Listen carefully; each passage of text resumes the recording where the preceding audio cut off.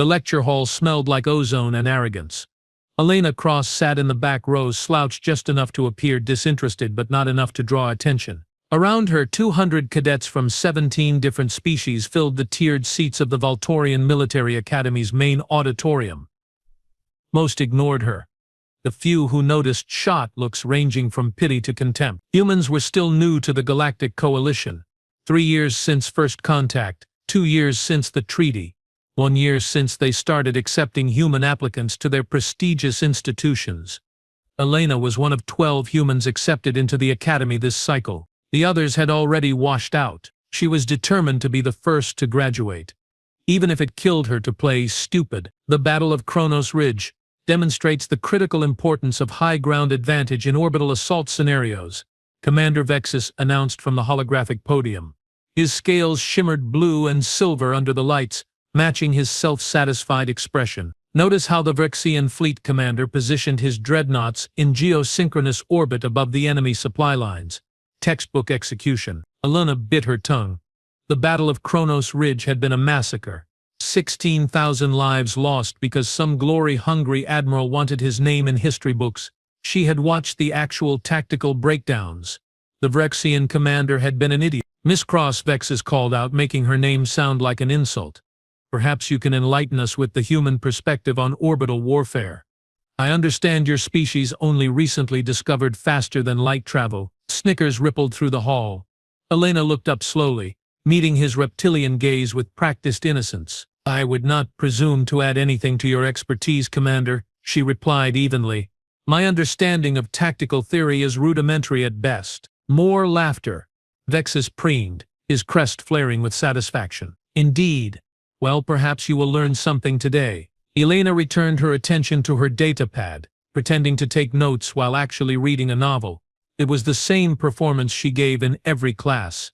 Mediocre test scores, hesitant answers, physical training exercises completed just barely within acceptable parameters. She had become invisible through calculated incompetence. The cadet beside her, a thornback named Krell, leaned over. His breath smelled like copper and spite. Why do you even bother showing up, human? You will never make it past first-year evaluations. Probably not, Elena agreed cheerfully. But the food is decent and the library is extensive. Krell snorted and turned away. Perfect. Exactly the reaction she wanted. The lecture droned on. Vexus loved the sound of his own voice, especially when discussing battles he had never fought in. Elena had learned his type existed in every military across every species. Career academics who taught theory but fled from practice. She had served under a few, buried more than a few. Now then, Vexus continued, manipulating the holographic display, we will examine actual combat footage from the siege of Earthgate Station. This battle occurred 18 months ago during the Korthian invasion. It represents a fascinating case study in defensive failure. Elena's blood turned cold. Her fingers tightened imperceptibly on her datapad. Earthgate Station was a minor human outpost on the edge of Coalition space, Vexus explained to the class.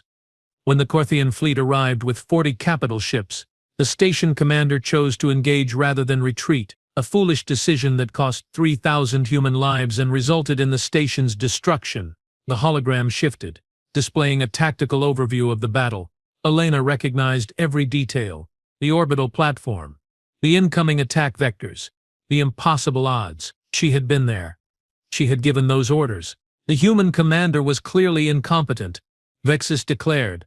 Basic defensive doctrine dictates immediate evacuation when facing superior force. Instead, this individual attempted a suicidal stand that accomplished nothing beyond adding to the casualty count. Elena's jaw clenched. 3,000 lives. She remembered every single name, every face in the memorial database, every family notification she had personally written, and this pompous fool was using their sacrifice as an example of failure. However, Vexus said, his tone shifting to something almost impressed, there was an unusual element to this engagement.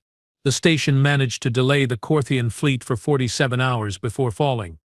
Our analyst remained puzzled by how such an outmatched force held out so long. Maybe the human commander was not as incompetent as you claim, a voice called out, a female Miran cadet named Sora, one of the few who occasionally spoke to Elena without condescension. Vexus's crest flattened. The result speaks for itself. The station was destroyed. All hands lost. All hands. Elena heard herself ask. The words escaped before she could stop them. The lecture hall fell silent. Vexis turned, clearly surprised she had spoken. Yes, Miss Cross. All hands. Why do you ask? Elena forced herself to shrug casually. No reason. Just confirming the details. But Vexis had noticed something. His eyes narrowed with predatory interest. Actually, I believe we have recovered footage from the battle, quite rare. The Corthians do not typically leave evidence behind, but our intelligence division salvaged several data cores from the wreckage. He manipulated the controls. I had not planned to show this today. The footage is quite graphic. But perhaps it will serve as a valuable lesson about the cost of tactical incompetence. The hologram flickered. Then the recording began. Elena stopped breathing. The view was from an external camera on Earthgate's primary hull. The station hung in space like a metal flower, its defensive arrays already glowing with weapons fire. In the distance, the Corthian fleet advanced in perfect formation, 40 massive warships that blotted out the stars. As you can see, Vexis narrated, the human position was hopeless from the start. The first wave hit. Earthgate's shields flared white under the barrage. Return fire lanced out bright streams of accelerated particles that splashed uselessly against Corthian armor. Notice the scattered defensive fire. No coordination, no strategy. Elena wanted to scream. The defensive fire was perfectly coordinated. Every shot was calculated to maximize shield depletion while conserving power. She had designed the firing pattern herself. The recording continued. Hours compressed into minutes. The station taking hit after hit, shields failing section by section, but still firing back, still holding position. Then the audio crackled to life. A woman's voice, calm despite the chaos, issued commands through the station's command channel. Engineering, reroute auxiliary power to forward shields. Weapons, focus all batteries on the flagship's port side. Medical, prepare for casualties in Section 7. Elena felt the eyes turning toward her. One by one, cadets looking between the hologram and the humans sitting in the back row. Because that voice, despite the static and stress, was unmistakably familiar. Navigation. Prepare emergency burn on my mark. We are going to use the moon's gravity well to slingshot behind their formation. Vexis froze the playback. His scaled hand trembled slightly on the controls. That voice, he said slowly, that is impossible. The hologram zoomed in on the station's bridge. Through the reinforced windows, a figure was visible in the command chair. Female. Human. Dark hair pulled back in a regulation bun. Face illuminated by the red glow of emergency lighting. The resolution was not perfect, but it was clear enough to show features that matched the students sitting in the back row. The station's commander was listed as Captain E. Cross. Vexis read from his database, his voice hollow. No first name provided in the initial reports, status confirmed as killed in action when the station's core went critical. Elena stood slowly. Every eye in the lecture hall locked on her. I got better, she said quietly. The silence stretched. Then Krell laughed, a harsh barking sound. This is absurd. You expect us to believe the human failure sitting in our academy was actually a ship commander. Look at her. She can barely pass basic tactical exams. Because I am pretending to barely pass, Elena replied, her voice shifting. The uncertain student vanished, replaced by something harder, colder. Passing too well draws attention. Attention gets you transferred to active duty. Active duty gets you killed. I have had enough of dying for one lifetime. Vexis stared at her. If you were truly this commander, why enroll as a first-year cadet? Why hide? Because the war is not over, Elena said simply. The Corthians were just the opening act. More threats are coming, worse threats, and when they arrive, the coalition will need soldiers who actually know how to fight, not academy graduates who memorized theories from instructors who have never seen real combat.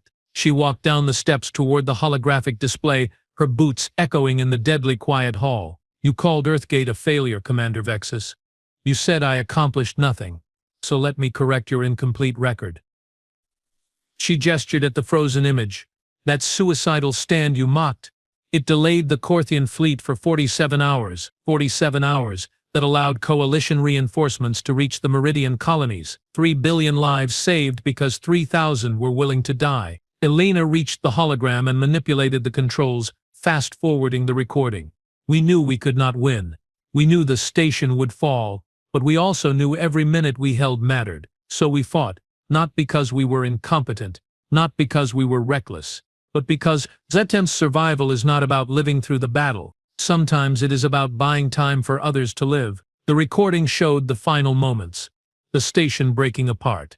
Escape pods launching desperately, Korthian fighters picking them off one by one. The official record says all hands were lost, Elena continued. That is almost correct. 73 crew members made it to escape pods. 72 were destroyed during evacuation. One pod's beacon malfunctioned. The Korthians never found it. That pod drifted for 16 days before a coalition patrol picked it up. She turned to face Vexus directly. I was in that pod, Commander. Alone, because I ordered my senior staff to take the other pods while I manually overrode the core to buy them time. I survived because I was the last one off a dying station and got lucky. The lecture hall remained frozen. Elena could see minds recalculating, reassessing everything they thought they knew about the quiet human in the back row. After my rescue, command offered me a medal and a promotion. I turned both down. I asked for a discharge and academy enrollment under a privacy seal. They agreed because no one wants to advertise how close we came to losing the Meridian colonies. Better to let people think Earthgate was an unfortunate defeat rather than a desperate sacrifice that barely succeeded. Vexus had gone very still, his scales fading to a pale gray. Why reveal yourself now, he asked. Elena smiled without humor. Because you used my crew's deaths as an example of tactical failure. You disrespected their sacrifice to make yourself sound intelligent. And I am done staying quiet while people who have never bled for anything lecture about battles they will never fight. She looked around the hall, meeting eyes that could not hold her gaze. I came to this academy to learn, to improve, to prepare for what is coming. I hid my identity because I wanted to be treated like every other cadet, to earn my place honestly without the baggage of being the Earthgate survivor. But clearly that was naive. So fine. Now you know. The human sitting in the back row is not some incompetent newcomer who barely understands warfare. Elena turned back to Vexus, and her voice dropped to something that made several cadets flinch.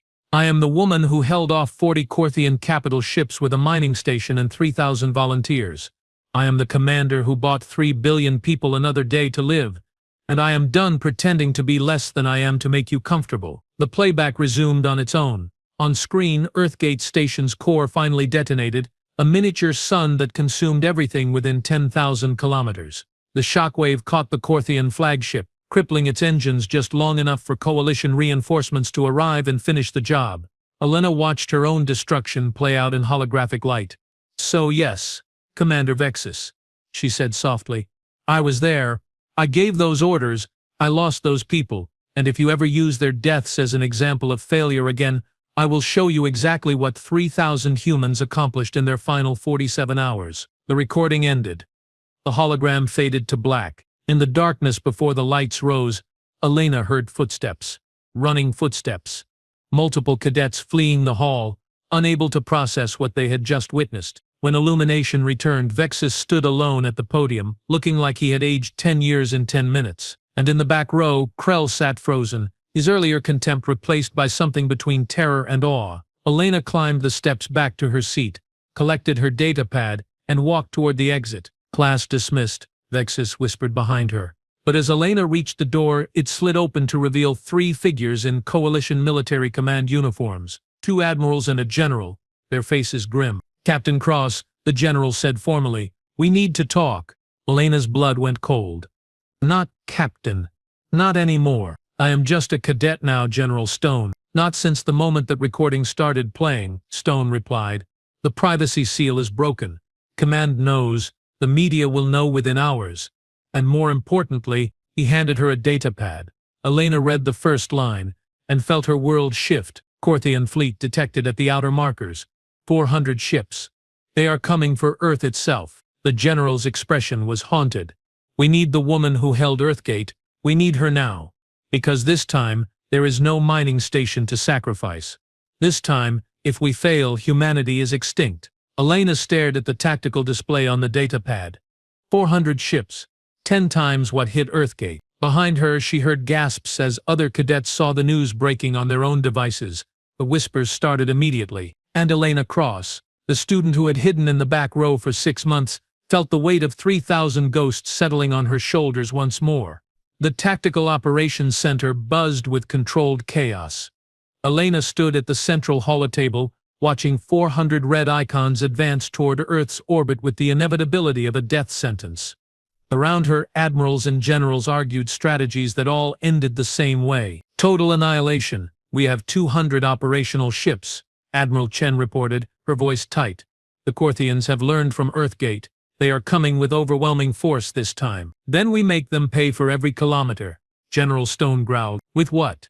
Admiral Thrace demanded.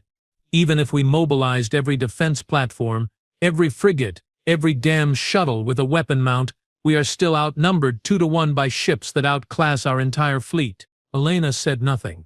She studied the display, her mind already running calculations that made her stomach twist. The mathematics were brutal. Earth had days, maybe hours once the Corthian fleet entered weapons range. Captain Cross, Stone said formally. All eyes turned to her. You have the most experience fighting Corthians of anyone in this room. What do you recommend? I recommend evacuation, Elena replied bluntly. Get every civilian transport off-world. Head for deep space. Scatter in every direction. Some will survive. That is surrender, Thrace snapped. That is reality. Elena shot back. At Earthgate I had a fortified position and 40 ships to face. Here, Earth is a sitting target and they brought 10 times that number. There is no miracle coming. There is no clever tactic that beats these odds. We can fight and die, or we can run and some of us might live. The room erupted in protests. Elena let them argue. Her eyes still on the display, but something nagged at her. A detail that did not General, she interrupted the shouting. You said they learned from Earthgate. How do we know that? Stone pulled up a secondary screen. Intelligence intercepts. The Corthian command structure has been studying the battle for months. They specifically referenced not making the same mistakes that cost them the flagship. Show me the intercepts. The documents appeared. Elena read through them rapidly, her tactical training picking up patterns others had missed. These are not battle preparations, she said slowly. These are hunt protocols. What is the difference? Chen asked. At Earthgate, they wanted the station destroyed quickly so they could continue their advance. Here. Elena gestured at the formation data. They are taking their time, moving in slowly, broadcasting their approach. This is not an invasion fleet. Then what is it? Stone demanded. Elena felt cold understanding wash over her. It is a revenge fleet. They are not coming to conquer Earth. They are coming to kill me. Silence fell across the operations center. After Earthgate, I became a symbol. Elena continued. The human who cost them their flagship, the commander who proved their supposedly invincible fleet, could be stopped. They have spent a year and a half hunting for the survivor. Now that my identity is public, they know exactly where I am. You think they brought 400 ships to execute one person? Thrace said incredulously. I think they brought 400 ships to make sure I cannot slip away again, Elena corrected. The Corthians do not tolerate embarrassment. Earthgate made them look weak. They need to correct that image. She manipulated the holotable, isolating the command ship signatures. Look at the formation. The flagships are positioned to create overlapping kill zones that cover every possible escape route from Earth. They are not positioning for planetary bombardment. They are setting a trap. General Stone leaned forward. If you are correct, what does that change? Everything, Elena said quietly. Because if they want me specifically, we can use that. Absolutely not, Chen interrupted. You are suggesting yourself as bait. I am suggesting we turn their hunt into their funeral. Elena pulled up Earth's orbital infrastructure, highlighting defensive platforms, civilian stations, and commercial satellites. We cannot fight them head-on. We established that, but we do not need to. We just need to make them think they have won. Draw them in close. Make them confident. Then spring a trap they cannot escape. With what trap? Thrace challenged. We do not have weapons that can crack 400 Corthian warships. No, Elena agreed, but we have something better. We have their arrogance. She outlined the plan quickly. It was insane, suicidal, the kind of strategy that would get her court-martialed under normal circumstances. The admirals listened in stunned silence. You want to blow up the moon, Stone said flatly when she finished. Not the whole moon, just enough to create a debris field moving at orbital velocity. The Corthians will cluster their formation to box me in. If we time the detonation correctly, the resulting cascade will tear through their hulls like paper. That is mass murder on a scale we have never attempted, Chen whispered. They are here to commit genocide, Elena countered. I am offering them a choice. Leave or die. I suspect they will choose poorly. Thrace shook his head.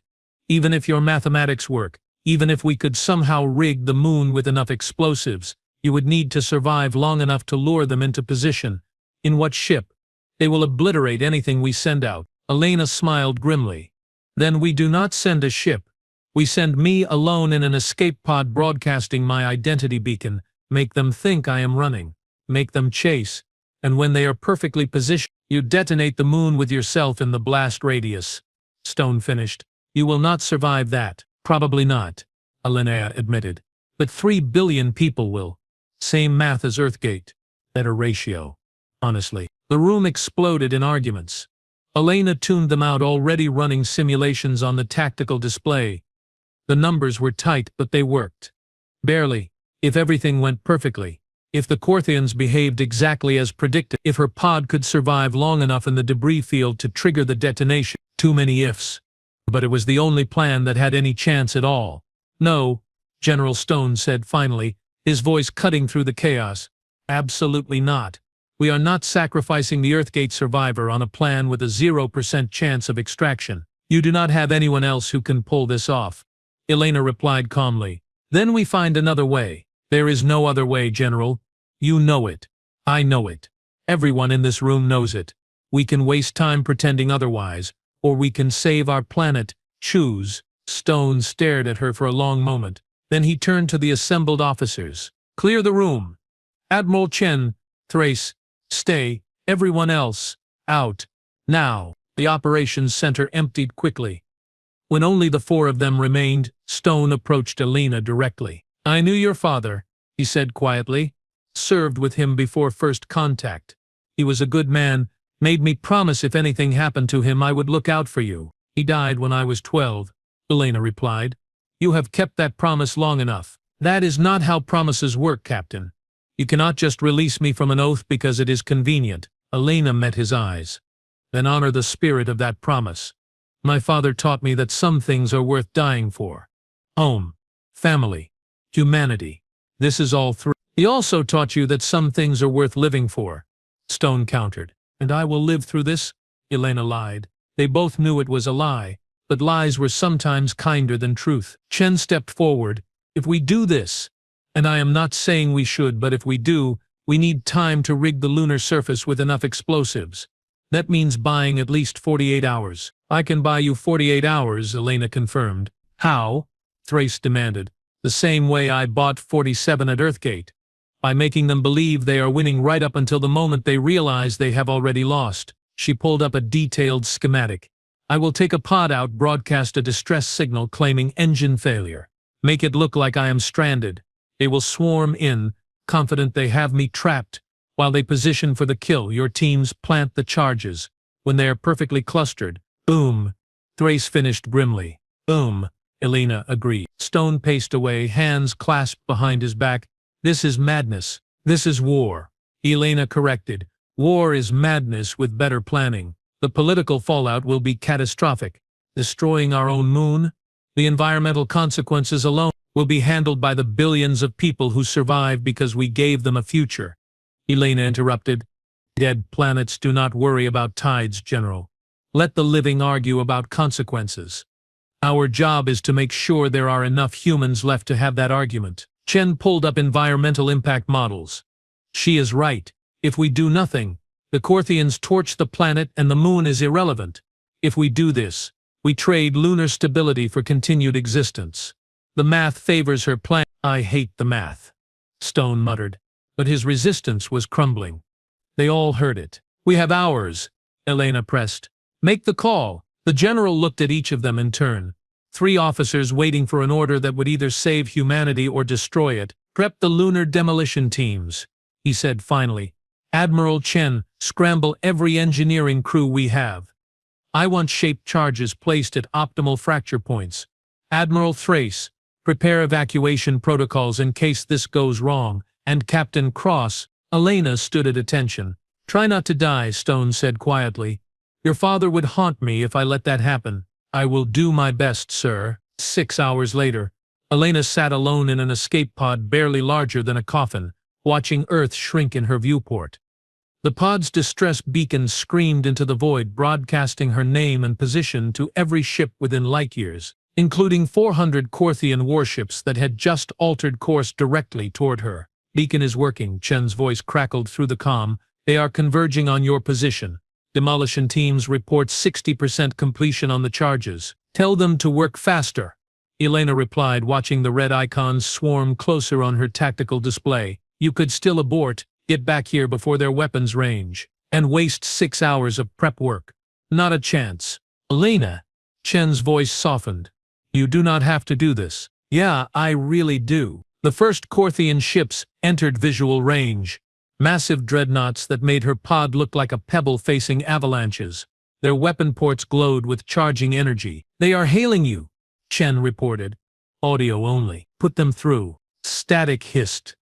Then a voice, translated through coalition protocols, filled her pod, deep, ancient, furious. Human Elena Cross, Earthgate Commander.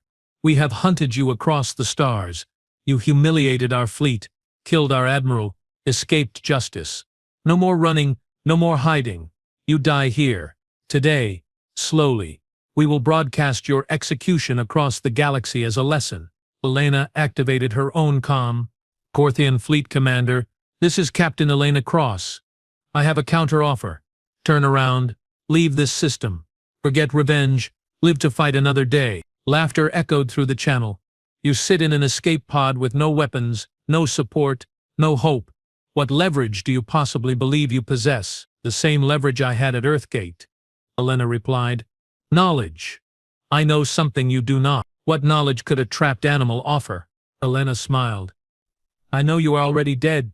You just have not realized it yet. The channel cut off. The Korthian fleet accelerated, forming a perfect sphere around her position, exactly as predicted, exactly as planned. Demolition teams? Elena asked calmly. 90% complete. Chen reported. 10 more minutes. They will be in firing position in 8. Elena, get it done, Admiral. The Korthian ships moved closer. Energy weapons charged to full power. Elena could see the calculations happening in real time. They wanted her conscious for this, wanted her aware. They would disable the pod first, breach it, drag her out for a public execution. Arrogance, always their fatal flaw. Charges placed, Chen announced. All teams extracted. Detonation on your mark. Wait for my signal, Elena said. Let them get comfortable. The lead dreadnought fired. Not a killing shot. A disabling blast that tore through her pod's engines, sending her tumbling. Alarms screamed. Life support flickered. Perfect. Human Cross. The Korthian commander called again. Your pod is disabled. We are sending a boarding shuttle. You will be taken alive. You will face justice for your crimes against our people. Your death will take days. Thanks for the warning, Elena muttered. The shuttle launched, a small craft that moved with predatory grace toward her spiraling pod. Distance to optimal detonation point, she asked Chen. 200 kilometers, you need them closer. They will come closer. They want to watch me realize I lost, and they did. The entire fleet tightened formation, drawn by the spectacle of capturing the Earthgate survivor. 400 warships clustering together in a sphere no more than 500 kilometers in diameter. Exactly the formation Elena had predicted. Exactly the trap they walked into willingly. Demolition teams, she said calmly. Fire everything. Confirmed. Firing. For 3 seconds. Nothing happened. Then the moon shattered. It did not explode like a bomb. It fractured like glass struck by a hammer, breaking along the fault lines where shaped charges had been placed with mathematical precision. Trillions of tons of lunar mass suddenly freed from gravity, accelerating outward in an expanding wave of debris moving at orbital velocity. The Korthian fleet had 2 seconds to react. Not nearly enough. Rocks the size of skyscrapers tore through their hulls. Smaller fragments shredded their shields. The cascade of destruction built on itself, each destroyed ship adding its own wreckage to the maelstrom. Elena's pod tumbled through the chaos, alarms screaming, hull cracking under the impacts. She watched through her fractured viewport as 400 Korthian ships disintegrated in the largest debris field humanity had ever created. The commander's channel opened one final time. Just audio. Just static and screaming and the sound of a ship dying. "How?" he gasped through the noise. "How did you know?" "Because you came for revenge instead of victory," Elena whispered. "Because arrogance always costs more than you can afford. Because you forgot the first rule of hunting." "What rule?" "Sometimes the prey has teeth." The channel died. The fleet died. Elena's pod tumbled deeper into the debris field, losing atmosphere, losing power, losing hope of survival. Worth it. Her vision faded. Her lungs burned. Her body failed. But through the cracked viewport she could see Earth, still blue, still whole, still alive. 3 billion people who would wake up tomorrow because 3,000 had died 18 months ago and one more was dying now. The mathematics worked. They always did. Her last thought before the darkness took her was simple satisfaction. Her crew would be proud. Then nothing. Then light. Elena woke up to white ceiling tiles and the smell of antiseptic. Her body ached like she had been crushed and reassembled. Medical equipment beeped around her. "She is awake," a familiar voice said. General Stone appeared in her vision, looking older than she remembered. Or maybe she just saw him more clearly now. "You were supposed to die heroically," he said with mock disappointment. "Very cinematic. The reports were already written, and then you had to go and survive. Very inconvenient for the media narrative." Elena tried to speak. Her throat was raw. Stone held up water. "A patrol found your pod half crushed in the debris field. You had about 3 minutes of air left. The pod's emergency beacon was still functioning. Barely. They pulled you out more dead than alive." He helped her drink. "That was 4 days ago. You have been in surgery twice, critical condition 3 times. Died and came back once, which frankly seems on brand for you at this point." "The Corthians?" Elena managed to rasp. "Obliterated. Every ship. 0 survivors. The debris field is being catalogued as we speak. It will orbit Earth for the next 1,000 years. Future archaeologists will have fun with that one." Elena closed her eyes. "The moon? About 30% smaller than it used to be. Tides are going to be weird for a while, but the planet is intact, and humanity survived. The coalition is calling it the greatest tactical victory in the war. You are a hero. Again, very annoying for someone who keeps trying to die quietly." "I am retiring," Elena muttered. "For real this time." "Too late. You are famous. The student who hid her strength got revealed by war recordings, saved the planet, destroyed an invasion fleet, and survived impossible odds. The media loves you. The military needs you. The academy wants you teaching. You are trapped in a nightmare of your own making." Elena would have laughed if it did not hurt so much. "I just wanted to study in peace. Should have stayed dead then," Stone replied without sympathy. "But you are terrible at that." "I will practice." "Please do not. Earth needs you alive. Humanity needs symbols, and whether you like it or not, you are ours." He stood to leave, then paused. "Your father would be proud. Just so you know." Elena stared at the ceiling long after he left. Her body was broken. Her anonymity was destroyed. Her quiet academy life was finished. But Earth still turned. Humanity still breathed. 3 billion lives continued because she had learned one fundamental truth. Some things were worth dying for, and some things, against all odds and logic and mathematics, were worth surviving for. The mathematics worked. They always did. Even when they calculated in favor of living,